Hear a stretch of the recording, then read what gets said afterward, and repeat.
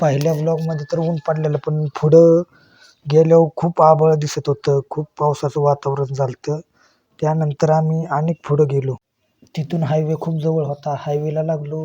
हायवेवरून खूप असं छान वातावरण वाटत होतं ना, खूप एकदम फ्रेश तुम्ही पाहू शकता. आणि काळुबाईला जाताना 2 घाट लागतात. त्या पहिल्याच घाटात आपण होतो आणि तो घाट इतका भारी वाटत होता ना, पहिला घाट लागतो तो.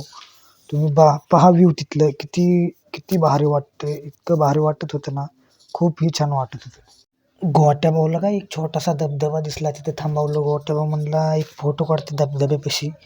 मग काय फोटो म्हणून एक त्याचा छोटा व्हिडिओ काढला. पहा कसा हसतोय गोट्याबाऊ.